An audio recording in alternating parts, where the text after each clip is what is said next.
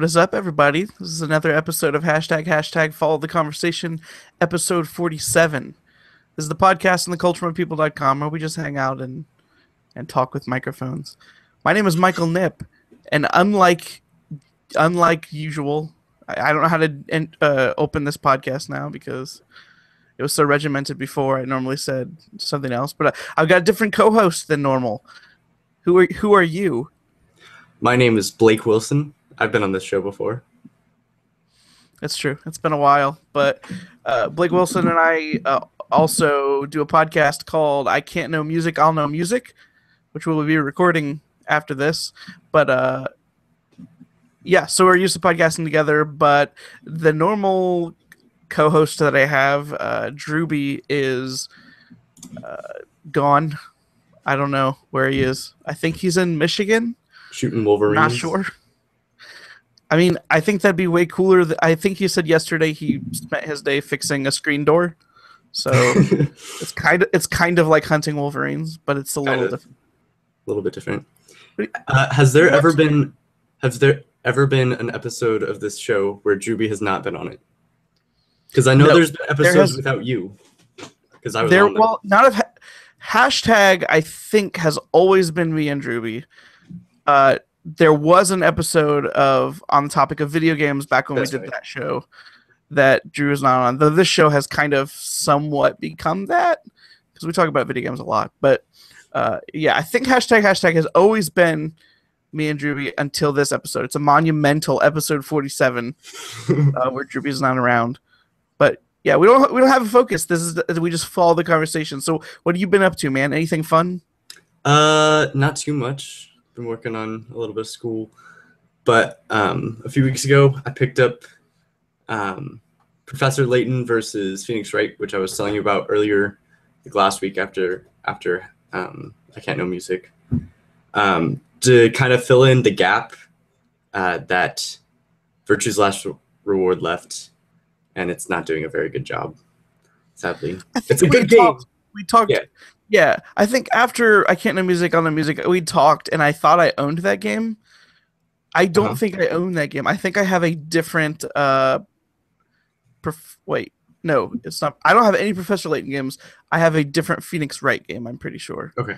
I don't know. It's one for the 3DS, I think. Yeah, I'm only about I think 1 or 2 chapters in right now, but so far the Professor Layton, all those puzzles are like super easy, especially in the shadow of VLR, which everything is, really clever, and you actually have to think about what you're doing in order to, solve the puzzles and stuff like that. But so far, what I've seen with the Phoenix Wright game, I think that should be a bit more challenging. It has a really cool court system mechanic, which is cool, original, and I've never seen before. So, all right, so we haven't really got a chance because there's been nobody to bounce my ideas off of. We haven't really talked about these games that are called visual novels. Mm-hmm.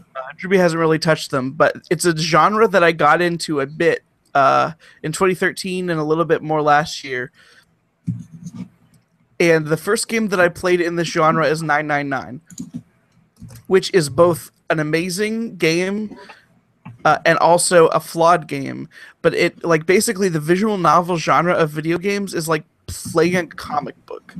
There's a lot of text, not a lot of animations, and then all of the ones that we've played are all puzzle mechanic based. So, but there's some without puzzles or without combat or anything. It's just reading and sometimes picking dialogue options. For the ones that we've played, so 999 starts off. And actually, all of the ones that I've played are super dire, and they're all like these weird plots where a bunch of people are trapped in an area, and they have to escape via some sort of weird system by it's almost like the place is being run by a serial killer, and you have to do something very specific to play this game, and people will have to try to get out. And usually people end up murdering each other, and you have to solve, who's killing who and what's going on. The games that I've played are 999 VLR, which those are in the same series, and then also a game called Danganronpa, which is, I think it's almost like a weird. It's made by the same publisher, I think, at least, as the Zero Escape games, which are 999 VLR, but it's also like got a weird court mechanic, which is similar to like Phoenix Wright. Is Phoenix Wright have a weird setup where there's a serial killer that traps a bunch of people in a room and they all have to all get out, or is it just like I don't know anything about like Professor Layton games. It's just like normal court mechanic stuff. Like this one, mind you, I'm not very far into it, so I don't know exactly what's going on. But there's like this girl that's accused of being a witch, and Phoenix Wright like comes in. This takes place in London. Phoenix Wright, I'm guessing, is from Japan or something like that, because he's like on a business trip type thing where he's supposed to be relaxing, but then ends up having to do some court case and defend this girl. So he like shows up in court, and he knows like nothing about this thing. And the girl's like, I guess, principal or something, like briefs him on the case shortly, and is like, this should be a pretty easy case. She's just gonna plead guilty, and that'll be it. But Phoenix Wright notices that she is not guilty and starts defending her. So that's about where I am. Does he do the thing where like he does? Is it objection? Like it's a Japanese game, so it does the anime stuff where it like zooms out and he's like objection, and it does like this weird zoom and like framed pose like a comic book. Yeah. And like they'll yell these like things back and forth. He always yells objection. There's other people. Yeah, hold it. There's a bunch of other things. Yeah. It's very anime. Yeah. But so you said the puzzles are a little easy. The puzzles in the Professor Layton part are really easy. It's like how's the game set up? Because I know it's Professor Layton and Phoenix Wright together. Right now they're separate, so they haven't actually met yet. So I'm guessing stuff will happen when they, come together, and the stuff that you find in Professor Layton's detecting stuff will be used in court, and Phoenix Wright will have to use it or something like that. But anyways, so if you're a detective in Japan, are you allowed to practice law in the UK? I'm assuming the answer is actually no. Wait, what? I assume the answer is no. For Phoenix Wright? Yeah, I think Phoenix Wright's from Japan. He's not a detective, though. He's a defense attorney. Yeah, but would he be able to practice law in the UK? Apparently, he's with the, I can't remember what it's called, like the International League of Attorneys or something like that, which the League of Extraordinary Attorneys. But anyways, I'm not quite sure how that actually works out in real life. But he's practicing law in England or London, apparently. So I'm eating a snack here, and I think I just discovered that I really like plums. I don't know if I've ever eaten one, but I'm eating one now, and it's really good. That's just a sidebar. Are they like fresh plums? I guess that's how you. I don't. What season do plums grow in? I'm not really sure. Is there a season? I would assume that they're fresh. I mean, you could probably grow them. You're from California. You could probably grow them most of the year. Yeah. We are limited to different. We actually have seasons here. You actually have seasons where you can and cannot grow food. All we have to do is just like rotate our crops. And there are different varieties. Like strawberries, there are apparently like a whole bunch of different varieties of strawberries to where you can grow them year round, just different kinds. That sounds convenient for the capitalism. Yeah.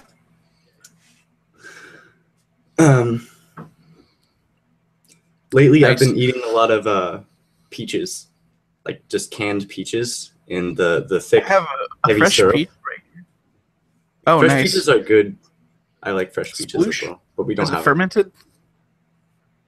They're not fermented, but I can fit them in my pocket and take them to school. So nice. And then eat them with a fork. So. Do you bring a fork in your pocket as well? Sometimes. Is that considered a weapon on the college campuses of California? I don't know, but I mean, I bring knives as well, like pocket knives and stuff. So I would assume that would be more of a weapon than a fork. Your weapon might be more of a weapon. Nice. All right, so here's the question. So I've talked about VLR briefly, but mostly all I ever say about VLR is that it has the most insane ending of a video game that I've ever heard of. Also, would you agree with this? In total, it has like 26 or so endings. One of them being true. The true ending is really insane and is it is the most ridiculous thing I've ever heard of. Yeah, I can't wait until the next game comes out because it sets up for that a lot. Yeah, everyone says it's coming. Everything says it's coming out 2016. VLR is the craziest game that I've ever played. My only problem with VLR is I think that it's really long, and I think that I was trying to play like all the endings because I was trying to play it like 999, and I was not getting anywhere close to the true ending, and I wasn't looking anything up, and it was just getting really tedious. You kind of have to play all the endings to actually get to the real ending. In order to get to the real ending, you have to encounter certain things that happen in alternate endings that allow you to solve the actual ending. So, I mean, I think in total, you have to at least get, I want to say like 5 or 6 different endings before. I think so, but like I was going down every single. Yeah, there's like so many paths you don't have to go down that I was going down. And it was just, it was taking so long. Yeah. What was I saying? Oh, yeah. I played it, I don't know, I played it how I played 999, which was I played about, I don't know, 5 or 6 hours into it. And then I took a break for like a month or 2. And then I came back to it and I just played through the rest in like a week or so, which, I don't know, it kind of made it not as tedious, cutting off that many hours, from it with all the useless endings and, having to relearn all this stuff and stuff like that. But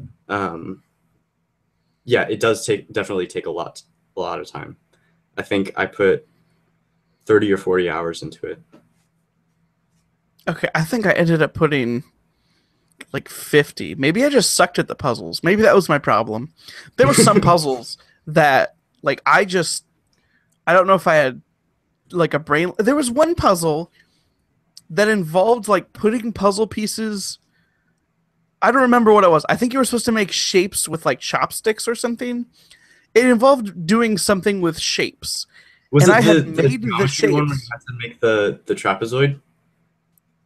Maybe, and I was having problems with it because I was pretty sure I was making a trapezoid and it would not register. Yeah. I remember that one being. It wasn't that the puzzle was hard. It was that the way they had, like the way it checked or something was kind of weird. So that, like, if it was just kind of off, then it wouldn't check right. Like the pieces didn't lock together or anything. So you had to kind of like eyeball them on, your screen to kind of make the shape of a trapezoid. And it was, I think that it could have been executed better. Yeah, but that was the only one I really thought was broken. The rest of the stuff, some of it was just hard. Did you? I really you go after the gold folders? The gold folder. I believe I did. Okay. Basically, like there's a in this game, it's set up in such a way where you have a bunch of characters talking, and then you go inside a room, you solve a puzzle, and then you go back to characters talking, and then they go until the end. During the portions you can solve the puzzles, if I remember correctly, there's basically 2 solutions to each puzzle. One is like a harder solution, and the other one will just let you go through. I'm pretty sure I did all of the hard puzzles. Okay. Yeah, I don't remember what the benefit was. It gives you just got story. It gives you extra information that adds to kind of like bonus feature type stuff. It doesn't necessarily add to the story. You can still look at the story and understand it for the most part without them. It's like essentially like director's commentary or something like that. Yeah, and like it's just like side lore, kind of like reading the codexes in a Mass Effect or something.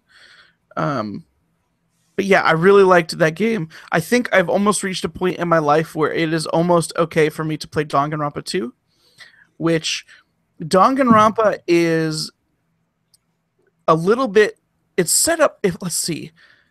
The way that those games are set up, they all involve numbers. So the serial killer locks you in a room or in a building or whatever, and you all have bracelets with different numbers on them and different math. Verse 9 and 9 in VLR. Different math makes you go into a different room with different people, and then you just have to solve the puzzles. And then I think maybe it's a spoiler, but in both games, it is theoretically possible for everyone to get out alive.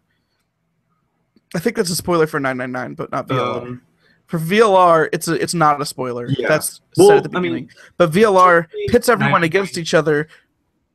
In 999, none of the endings everyone gets out alive because the ninth man always dies. Well, other than that, no. But there's like mathematically, there's a spoiler that involves everyone. They could have got out alive if they had not killed each other, but in VLR, it is actually like there's one door the whole time that they're kind of building up points, and if everyone builds up enough points, everyone can leave.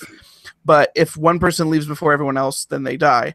So the weird thing about that one is it pits everyone against each other after each puzzle with something called the prisoner's. Is it the prisoner's dilemma? The prisoner's gambit? The Ambidex game.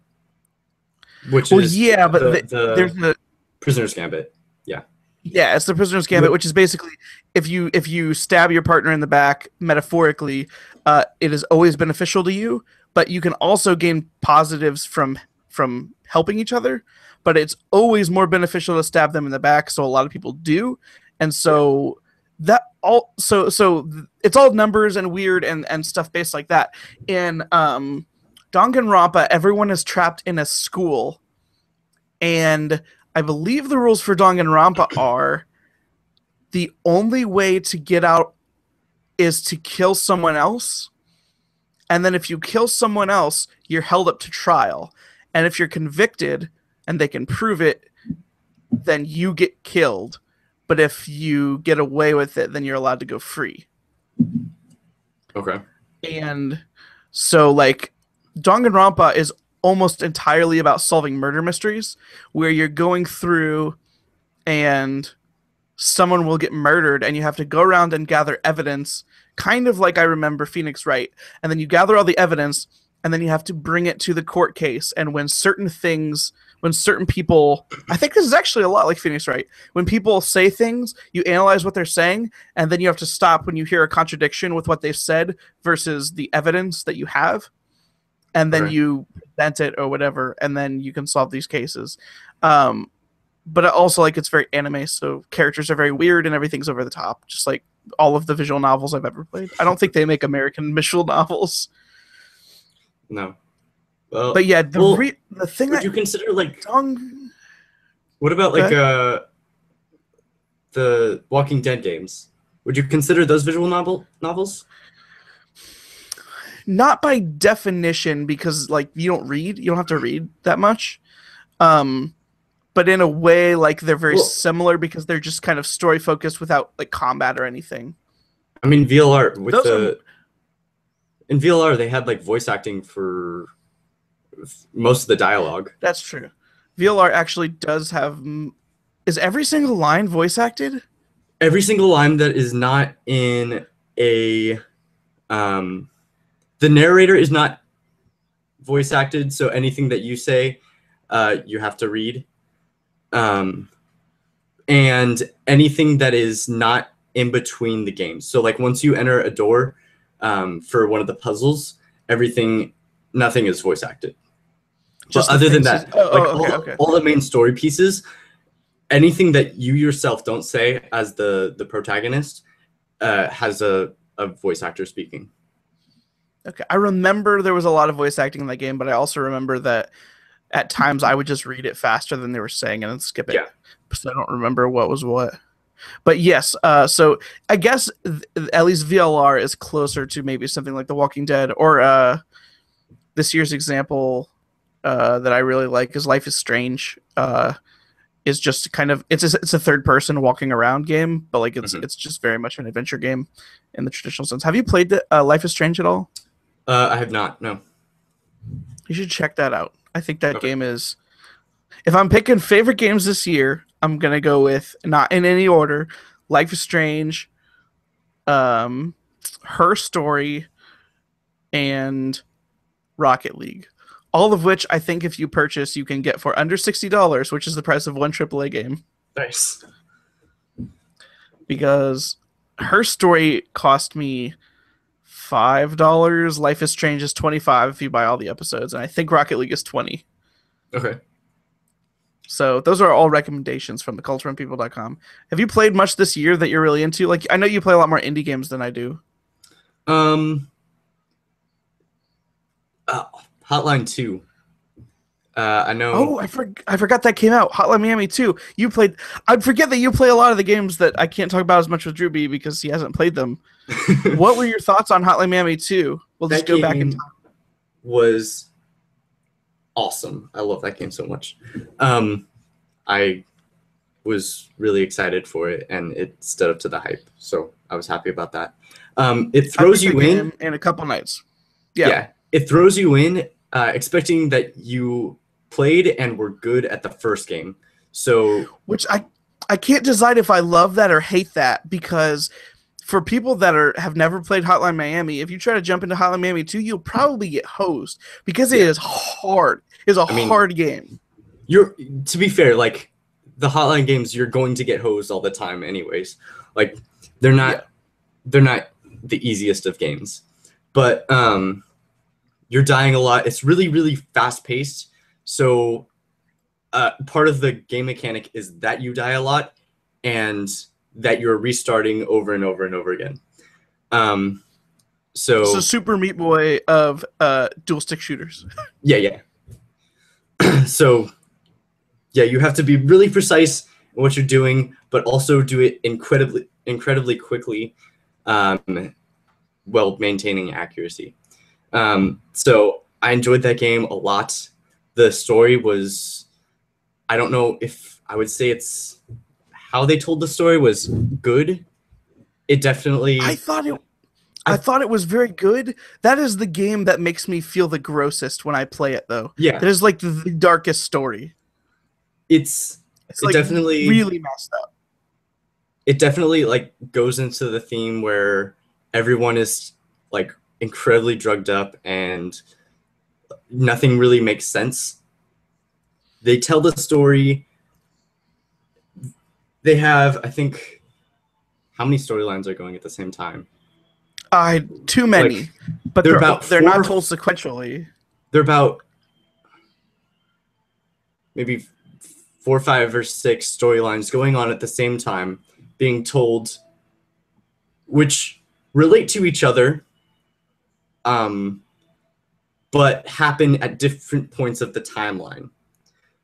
So you'll play like one chapter of this story, and then the next level will be this chapter of the next story, which the way the chapters take place in their own story, they are in order, but in the full timeline of the game, they are out of order.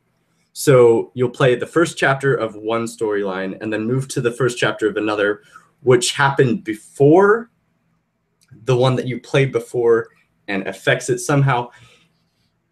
But it all takes place in an alternate future where Russia won the Cold War. Well, yeah. Well, alternate past, I guess, where Russia won the Cold War. Or alternate universe. Yes. But yeah, I tried replaying it a little bit to kind of understand the story, and it's still really hard to follow. Yeah, to spoil the story, of Hotline Miami 2, which some people don't even care about, I'm pretty sure that game ends with Hawaii getting nuked. Yeah. Yeah. Which is a pretty insane thing for a game to have in its story. The problem that I had with that game was I think there were parts that required not just being good at the game, like it required some kind of like rote memory. Like there were so many enemies off screen that could shoot you before you could even hide that it was a little bit tedious. Now I obviously loved you had to be lucky at it as well. But I think the first game as a true, like, it's almost a puzzle game in a lot of ways, holds up probably better. But as a Hotline Miami fan, I really like the second one still. Yeah. Yeah, you didn't like the Hawaii levels that much, did you? No, there are levels, like, normally it's like Halo, where you can shoot guns, they run out of ammo, you pick up guns off the ground, you can keep fighting.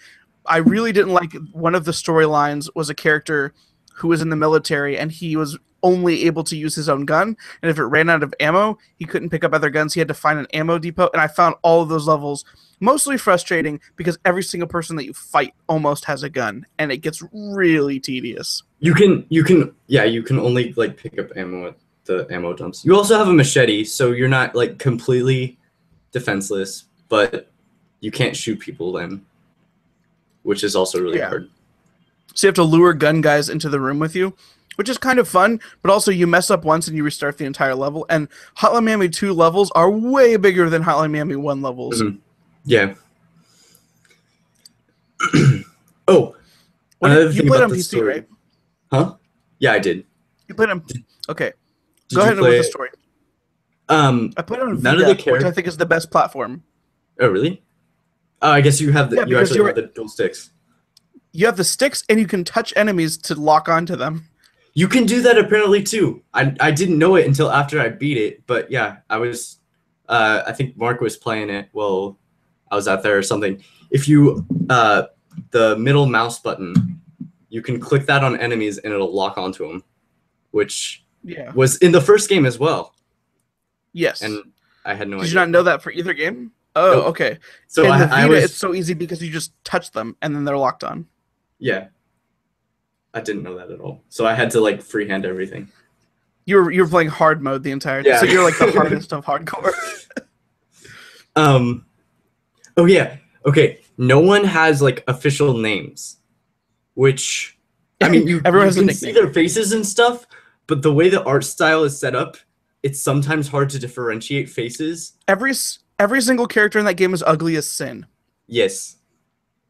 Like they're also all bad. Yeah, everyone is like super druggies or bad cops or racist like warmongers. Yeah. Yeah, so everyone, if you're trying to follow the story, the people don't refer to that many people by their actual name. And no one has like actual names. So like if you're looking online for stories and stuff, everyone is referred to the mask or masks that they do wear and stuff like that, or some signifying feature, which can get confusing. Oh yeah, we didn't talk about the main thing about Hotline Miami, which is its visual and audio aesthetic, which is basically this game is a bunch of crazy people wearing animal masks for the most part, walking around with guns and baseball bats, beating the living life out of everyone to like insanely bass poundy techno music. It is like one of it makes you feel dirty. It is the darkest experience possible in video games. It is also incredibly immersive. Like they did a very good job at for a game that is just pixel art. It is much better at making me feel dirty than any other game that I have played this year or probably will play this year. Yeah. It's really gross. And bloody. It's very violent. But not in a way like... That's the thing. I don't feel like this game glorifies violence. No, well, I don't even feel like it glorifies the violence it has. Like, yes, you may have to stand there and you may have to murder dude after dude after dude until there's a pile of blood on the floor. But it's not like I sit there and I'm like super happy for myself. I'm more like, oh my goodness, like I need to go play something else because what the heck? It's messed up. There's like so many cutscenes where like one character will just point blank shoot someone in the face, and it's so bloody. Yeah. You're just like, oh, stop it! Stop killing each other. There has to be a better way to solve this conflict. Also, like, but there's not. Half of the cutscenes are hallucinations. Yeah, or they're either hallucinations or like one of the character storylines is that they're in a movie set and like they're just acting in a movie. But also that character ends up getting shot. Yeah. It's really really hard to follow. But I think other than that, it's a fairly good story. And then I forgot about the game because I haven't been able to talk about it that much. It's a great game. Yeah, the first one didn't have much story to begin with. Like, it was hidden, which made, looking for the story kind of fun, but then again, there wasn't that much story in it. And the developers kind of wanted it that way. They wanted it to be more totally focused on worth replaying. Yeah, it was totally worth replaying if you liked the mechanics, though, which I did, and I replayed it multiple times. Yeah, I think I've replayed the first one once or twice. Well, when Mark was out here for the summer, we all sat down and replayed it. It probably took me 3 days or so. Yeah, they're not. Thanks. The first one isn't very long. The second, I think it was I probably beat it in about 6 to 8 hours or so, and then the second one probably took me about 20. Yeah, it was a lot longer, and I have not replayed it. Did you do the special level that is in the second one? The cassette tape one that you were telling me about? Yeah. I did not know. That second game has a really, really cool way to get the hidden bonus level that I won't spoil, but it's great. And I never would have figured. Never mind. There was a point where I thought maybe you could probably do something special there, but I had no idea what it was.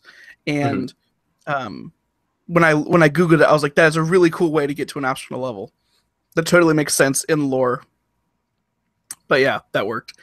I have been playing this game that is new, that is called Metal Gear Solid 5 Ground Zeroes, which is probably one of the biggest games that's going to come out this year as far as like the public is concerned, because it is most certainly going to be the last, at least important Metal Gear game for a significant amount of time, since the lead designer got fired right after during the making of this game, or something related to this game. He's no longer working there. So the guy who's been the brainchild, or the guy whose brainchild this is no longer working there. So this is the last game he made for Konami. It is a large game. I have put in 14 and a half hours, and I am 10% done. Wow. And it is a open world kind of stealth action, third-person stealth action game in the vein of something like Splinter Cell, or a little bit like Rainbow Six, Vegas 2, which we could talk about a little bit because we played that. And basically what happens is there's a bunch of crazy anime story stuff that I cannot explain because I don't understand what happened. But it involved like a dude who was on fire coming and blowing up a hospital. Okay, there's a main character who's like, I'm going to explain this in terms, like, I'm assuming you don't know anything about Metal Gear, do you? Very little. I know he hides in a cardboard box.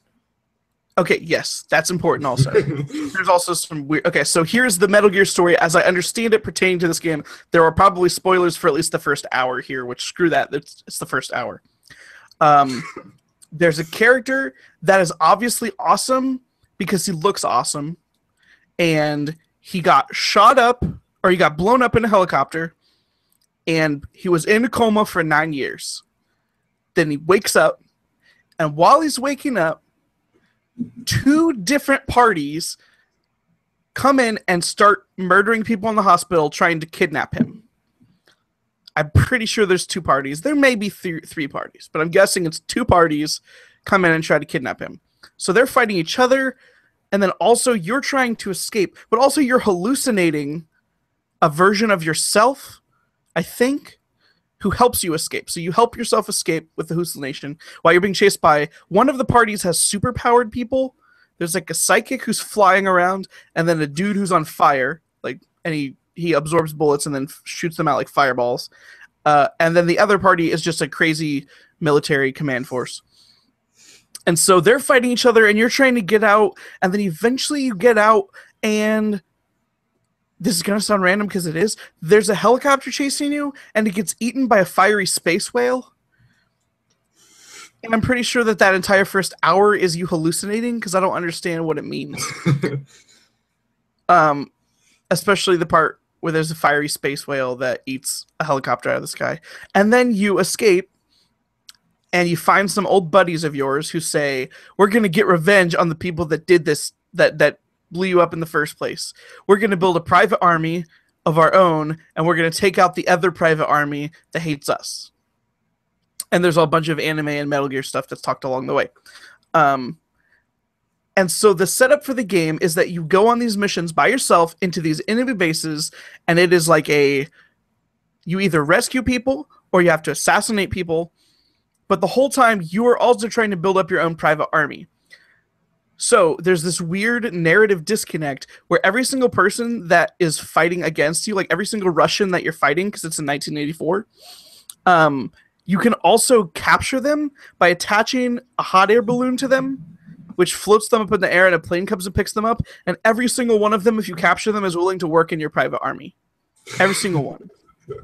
So you can go around and you can kill these dudes, or you can knock them out, or you can knock them out and then send them back to your base. You can also steal resources from the Russians, which you use at your base. So there's all kinds of mechanics that happen at your base. You can use scientists to build things. You can use you are basically building your inventory. You can build better guns. You can build better helicopters. You can build better equipment for your staff. You can make your staff go on missions for you and make you money. Like it is one of the most complex systems in games that I've played in a long time, because there's so many things that are going on at once.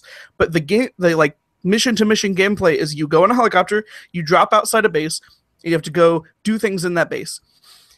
It is really, really fun, and it has graphics that are really, really good, and I really like what is happening so far. There's a lot of crazy things. I wasn't very good. I'm still not the best, but there's a lot of crazy things that happen. Like, you can knock people out, and the guards are relatively, if they see somebody that's knocked, you have to hide bodies or they'll freak out. One of the coolest things I saw was there was a guy who saw me, and he started radioing back to his command post that he saw me, and then I shot him and killed him. But he was already in the radio conversation, so then the guy on the other side starts talking and says, "Hey, are you there? Are you there?" And the guy doesn't answer, so they auto-dispatch an entire command and set off the alarm, which I thought was actually pretty smart for a game to have, because normally it wouldn't do that, I don't think. Yeah, what? Yeah. That's really cool. Yeah, and so you have that stuff. You have really funny things technically you get extra points and money if you go completely stealth, but sometimes I don't mind getting spotted. I think it's really funny sometimes to take out a guard and then bring him where other guards are around and then use the balloon on him. So he's floating up and all the guys see him and they're like, dude, one of our guys just got abducted by a balloon. I don't know what's going on. And they'll freak out. And then there's sometimes there was one mission that I was doing where I had to extract a goat. And so I went into this village, and there was this big, fat, honking goat. But he was guarded by two guards who were relatively, walking relatively good paths. So I spent, 20 minutes actively and very, very, very consciously being extremely stealthy. Then I got to the goat without being seen. I'm in the goat's pen, and they're patrolling the goat's pen. It's like this little fence. The fact that they can't see me is hilarious. I said, I don't even care. So I set a balloon on the goat, and I just sprinted out. And the guards freak out. They're like, hey, what just happened? And then this goat gets parachuted into the air. And everybody's just like, what's going on? I have no idea. I'm like, I don't care. Another fun mission was I was trying to I had 3 prisoners I had to extract. I had been given intel that 2 of those prisoners were expendable and the guards were going to shoot them. and then the one prisoner they needed and I needed. So the expendable prisoners were actually optional side quests, but I wanted to try to save them if I could. And so I very carefully also the weather in this game is dynamic. So sometimes I haven't seen rain yet because I'm in a desert, but I think it rains. It'll be cloudy, it'll be windy, and then there will also be sandstorms.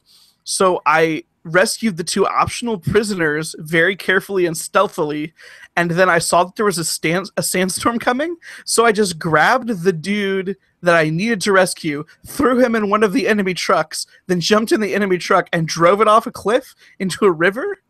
And then, the truck blew up, or it didn't blow up, but they get flat tires and they drive like flat tire trucks. And then I had to find the prisoner at the bottom, like in the lake, he was still okay, or the river, it was still okay. And then I just ran away. But also, so it's a serious game, but also obviously, as I'm describing this, doesn't have serious things. It's 1984, and for some reason, all of the Russian guards are listening to 80s pop music. That's awesome. The reason that this is extra funny is because your helicopter, you can equip it with loudspeakers, and any tape you pick up in the game, you can play. Your helicopter will play every single time it comes to pick you up, and it also gives your troops a morale boost, and it lowers the morale of enemy troops. And I happened to find the tape for "Take on Me." I don't remember who sings that song. Yes. So every single time my helicopter comes to pick me up, it starts playing the do do do do do do do do do do, and it gives me joy every time. It's a weird game, and it's super complex and it's super long. And the main reason I was super excited to play it was because it got a Metacritic of 95, which is almost unheard of. Yeah, that's like Half-Life 2 level Metacritics there. Yes, and so I was very excited to play it. I am very happy with it. Evidently, the story is already picking up and going in weird directions. Evidently, just keeps going. There's super villains, and but it's 1984, and there's so many private armies. And this game is full of so much bullcrap anime plot of everyone's backstabbing each other, and also they're serious, and also it's goofy, and also all this other crap that I don't actually know what's going on because I've played.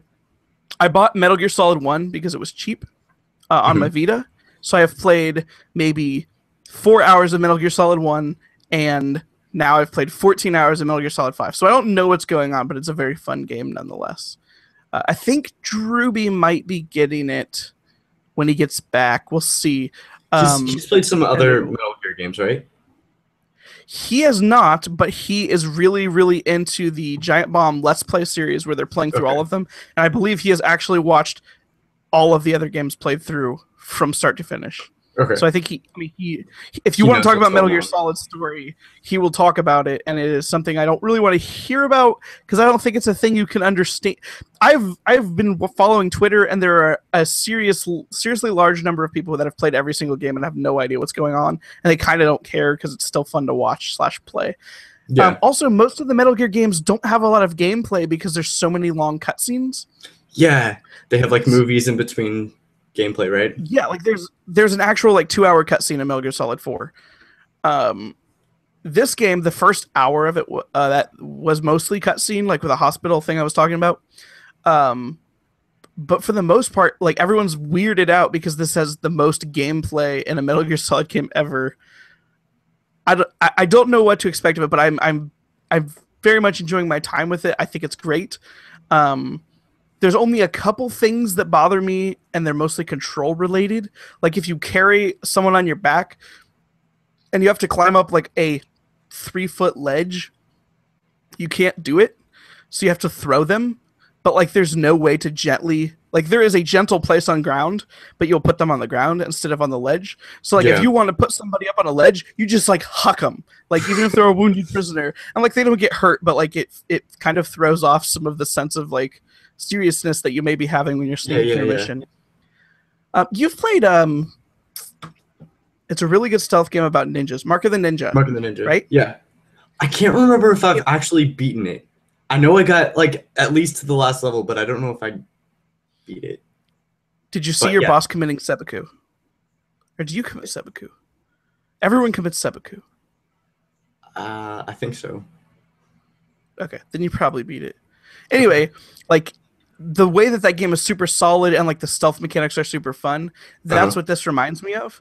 Only this is like third person and a little bit more hardcore. Because like if the guards have a bunch of different alert statuses. Like one guy will see you and he won't do anything, but if he sees you and identifies you, he will radio in. And then once he radios you in, everybody goes on full alert. And then once everybody goes on full alert, they'll stop like after a little bit, but then they don't immediately go back to normal. Like it seems a lot more real, not fully realistic because that would be annoying, but it seems a lot more realistic in like hey, we just saw somebody like 5 minutes ago. We can't go back to normal right now. It takes a little bit of time of like being completely out of the way for them, but also you can totally use that to your advantage. So one of the annoying things I have so far is that the sniper rifle in the game is not silenced, and for some reason everyone is able to pinpoint where you are from the sniper rifle. So like I'm overlooking this huge base from the top of a mountain, which is a significant distance away. I stand on top of the mountain and I like took out one of the guards that was in a guard post, and every single person knew where I was, even though I was like on this mountain across. Like there's no way they would have known where that shot came from. And that was annoying, but a lot of the game is based on them going to your last known position. So I was like, well, if they think I'm on this mountaintop, I guess I just won't be. And it actually allowed me to go around the side, and like all of them were coming forward and I kind of went behind them. It allowed me to like bypass a lot of the, like obviously they don't all leave because they're semi-intelligent with some of that stuff, but it allowed me to skip a lot of the front door guards and kind of get in the building before I had to start doing stuff. It's a great game. It is on PC, so if it goes cheap, you might want to check it out if you have something that you think can run it. What are you playing it on? It's really fun. I'm playing it on PS4 because I haven't upgraded my PC's graphics card for a while, and I didn't want to be held back there. And then also, it's going to have online, and I thought it might be easier to do on the PS4. Also, like, it's very minor, and I haven't done it yet because the servers are still kind of broken, but it doesn't matter because it's still only single player right now. It matters only for a certain couple things. And one of the things is you can actually import your save from they like released a $20 prequel to this game last year. And I have that, and I've played that, which so I guess I've played a little bit of Metal Gear. But you can import your save from that, and like a couple things change. I didn't do it because the servers are still broken, and also like I don't think that I did that much of the optional stuff that would actually transfer over, so it doesn't matter. But like I don't know, it'd just be easier on PS4. And also that system or those games are known for being Sony systems. It's actually a little bit weird that they're coming out on the Xbox platforms. So because they were exclusives for a really long time, weren't they? Yes. So the weirdest thing that this brings up that I thought might be interesting to talk about is games, I think, need to have more flexible price structures because indie games are really good at this. There are indie games that cost no dollars.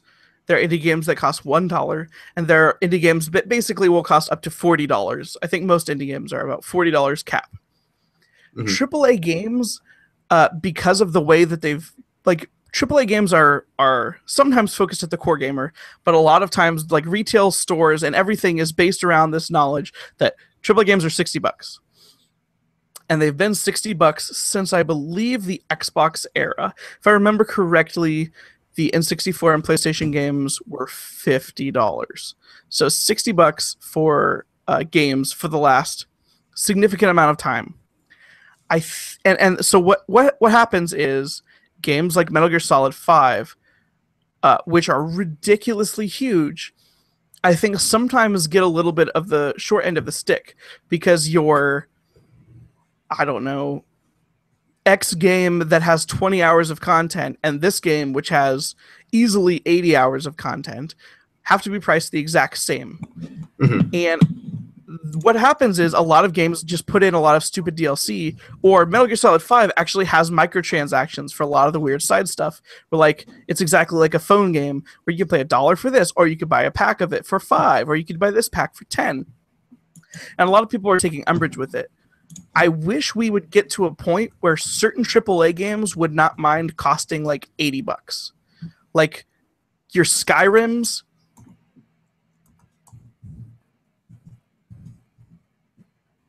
Because of the amount of content that's in those games. Whereas I think kind of the DLC method that they tend to use comes across as kind of being a little skeezy, even though these games totally cost enough money that they kind of deserve a little bit more compensation. But they're trying to get it in ways that are more skeezy, and I think that it would just be easier for everyone if there was an $80 price tier for certain AAA games. And I think that if certain games may try the $80 price tier, they may not be worth it, and so I think people won't buy it. But I really wish there was a little bit more flexibility there, because this is a game that is totally probably worth more than $60, but it's kind of stuck there, and so it has weird microtransactions. Yeah, like one of the main reasons like the only other game that I could think of that did try a higher range price point was Earthbound. When it came out, it was about like, I think it was around $80 or something like that. But it was the game, and it came with like this big old like lore book that you used with the game and stuff like that, which is part of why it didn't do so great in American markets right off the bat, and why it kind of died out and stuff like that. But yeah, I can definitely see how like games that you're going to spend easily like 100 hours in casually playing, like Metal Gear or Skyrim, or even like the Final Fantasy games, you're logging. Yeah, that's a great example as well. You're logging countless hours into these games that you're spending, $1 per hour, not that much money on. It's not just length, but like I don't think it's that weird that Pokemon games are cheaper, because they don't cost as much for graphics. Like a lot of it's grinding, but like there's so much actual content in a game like Skyrim, or I don't know, like The Witcher 3 or Just Cause or something, where it's just like there's so many assets in this game that we had to pay a lot of people a lot of art money to make this world, period. Yeah. I'm eating a peach. All right. I also, this week, picked up Frisbees, because I thought Frisbee golf seemed like a fun thing to do. And I know that Drewby... Well, I just got them today. I've never used them. Oh, okay. I know that Drewby likes Frisbee golf, and a friend of ours, Jeremy, friend of the site, also likes Frisbee golf. So I said I think I should get them. It was like $20 for this set. They're 3 different sizes. Evidently, Frisbee golf is like golf, where there's different size Frisbees Yeah. for different things. Have you played it? A little bit. There are a whole bunch of people at my church that are into it and that go like every week and stuff like that. So they have like giant collections of Frisbee golf discs and stuff like that. The reason that I think it's awesome is because everyone that I know of is free. Like, you don't have to pay to get into these places. So yeah, they're super rad. They're just like things in public parks. How many of them do you have out in Nebraska? Like, I would assume that it wouldn't be as much, since you can only play like certain parts of the year. But I mean, I know of one 18.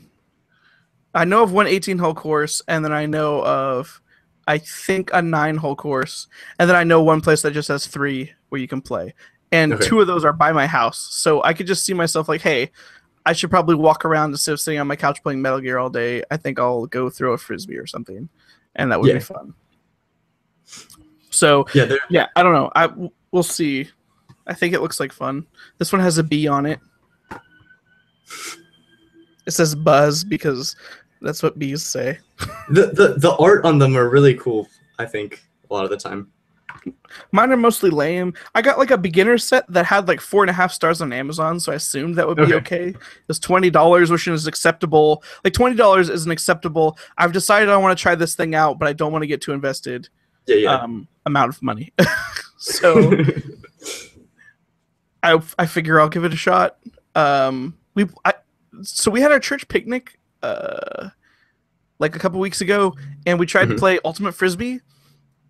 I'm very out of shape. Like, as someone that used to be incredibly athletic on some level, I almost died, and like I decided that maybe I should do a little bit more to be active, which is why I kind of thought this would be a good idea. But I don't know why I brought that up.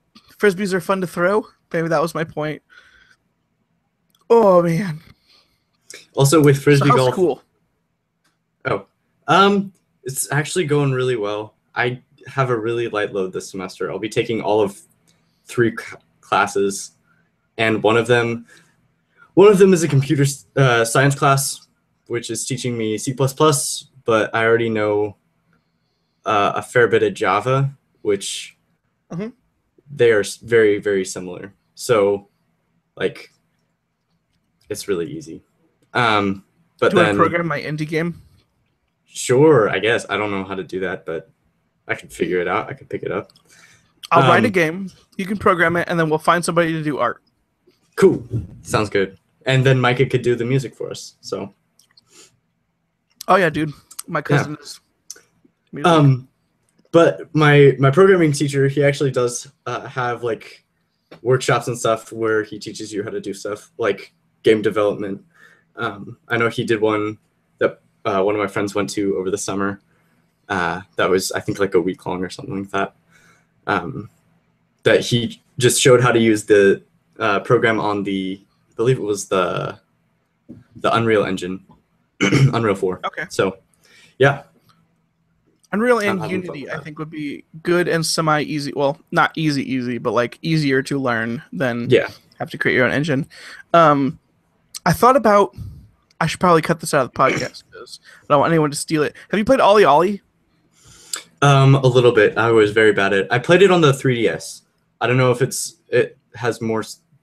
You have to use the circle stick, which didn't really respond very well. I feel like it would probably be better if I was using an actual controller. Have you played Mirror's Edge? Mirror's Edge. Yes, I have. I wanted to make a hybrid game where it was a side scroller like Ollie Ollie and like Mirror's Edge, but momentum was the main mechanic that you had to keep while you were going between different parkour obstacles. We got to write that down. That's gonna be a game someday. So kind of like. Well, like there's a run button, so like a kart racer. Okay. There's a run button, so you're running and you do different tricks to gain. Yes, well, yeah, somewhat, but they're like different obstacles will either gain or take momentum depending on whether you hit them correctly or not. And then the faster you're going, the more likely you'll be able to hit harder obstacles or maybe unlock alternate paths. And then also there'll be some kind of crazy anime story on top of it because those are always fun. Yeah. I don't know. Because that we'll write a visual novel into a visual novel. Create the first true American visual novel. There's a game called Hatoful Boyfriend, which is a visual novel about pigeon dating. Yeah. Did you pick that up? I played a little bit of it. Okay. It was. I don't know what it is. Like $3 over the summer sale or something like that. But there's pigeons that like have like human forms when you first see them, and then they're all named, and then they all are trying to fall in love, and it's a game. That game was made using it's one of the video game programming tools on Steam. I think it's RPG Maker. It's not RPG. It was made with RPG Maker, but there is also a visual novel maker now on Steam. Oh really? Oh, I think I saw that. I might have seen that. We should make a visual novel. One of my favorite games was made using RPG Maker, which is To the Moon. Yeah. Did you play what was it?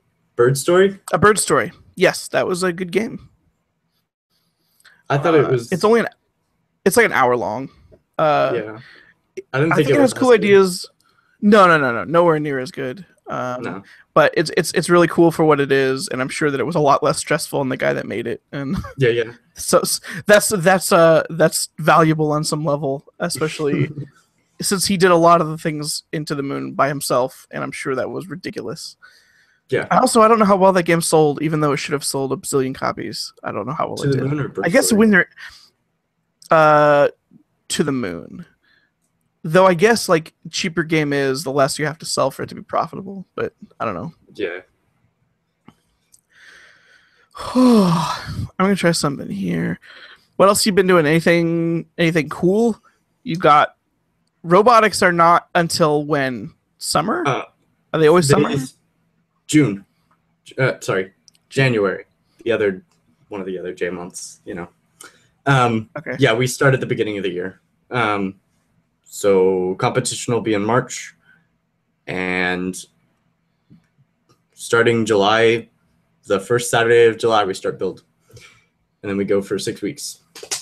So yesterday, me and a friend got together, and we actually did all of the file organization for our team, which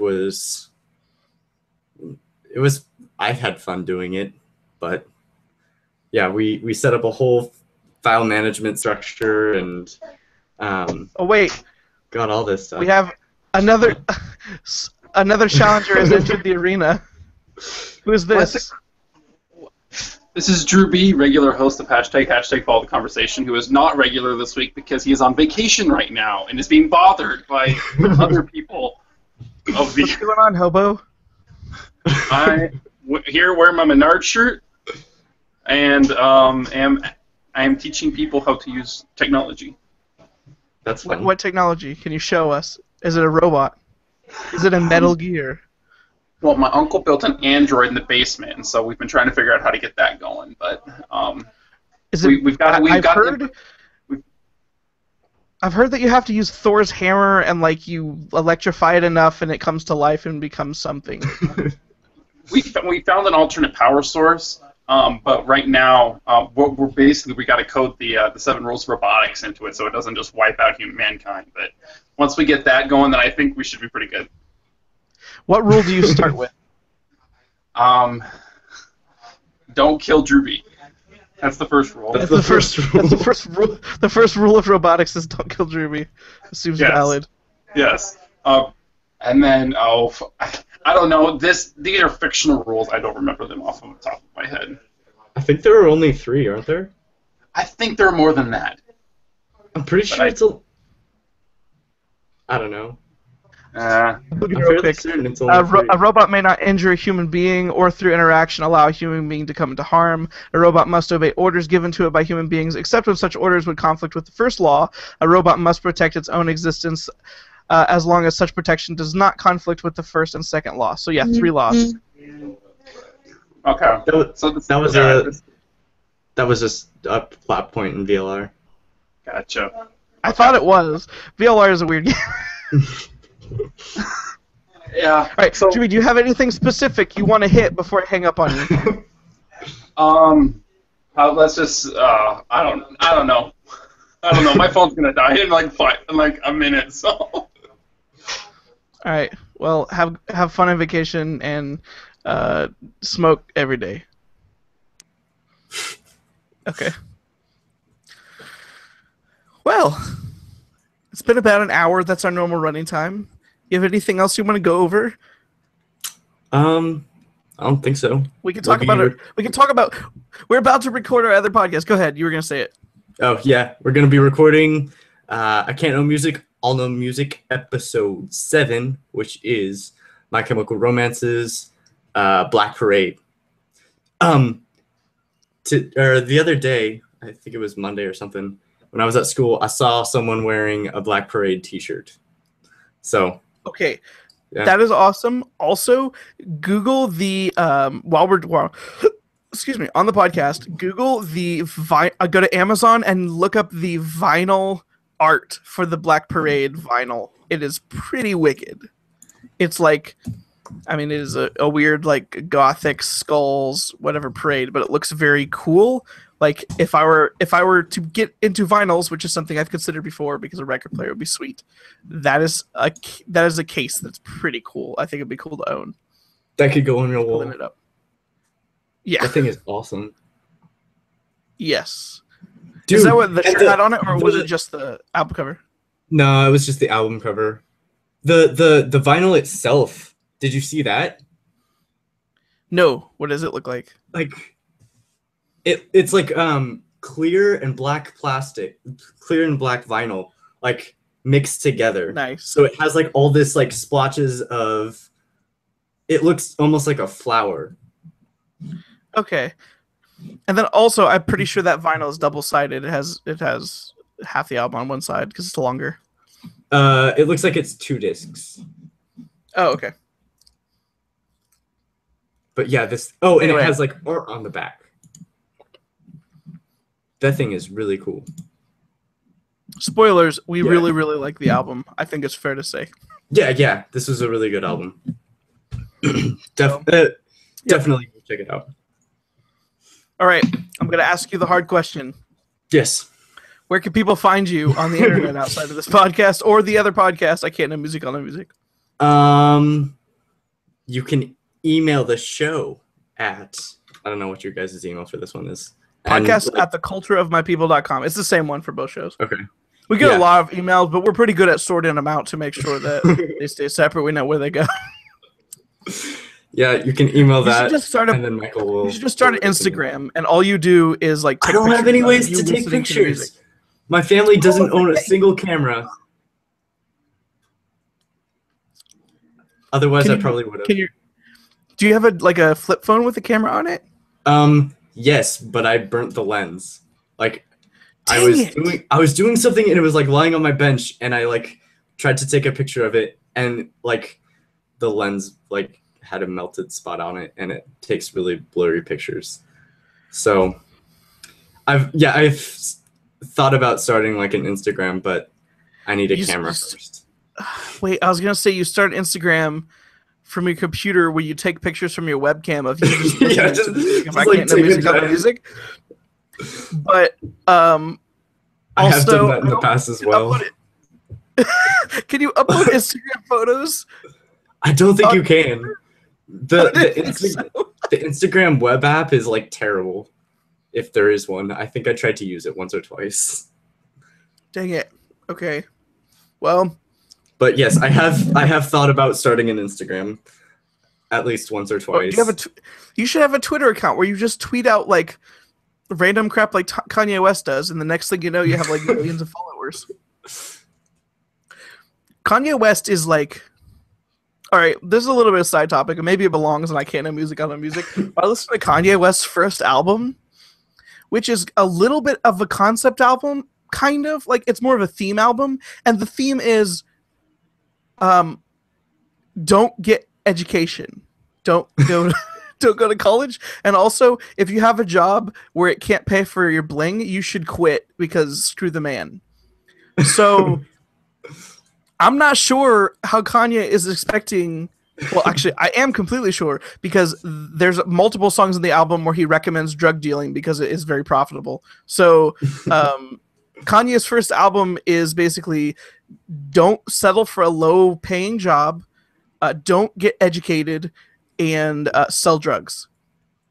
And so that, I guess, there's our episode of I Can't Know Music on the Music. Yeah. Kanye for President 2020. Anyway, yeah, we're going to go record that podcast. You can find me at twitter.com/MichaelNipp, MichaelNipp, and facebook.com/TheRealMichaelNipp. And that's pretty much it. Yeah, email the podcast at podcast@thecultureofmypeople.com. You can find the audio version of this show and others at just look for The Culture of My People at iTunes or any of your other podcast apps. They're probably pulling from the iTunes directory, and you'll be able to find us there. I think that's it. So, until next time, this has been not Andrew, but me, Michael Nipp, and my other co-host, Blake Wilson.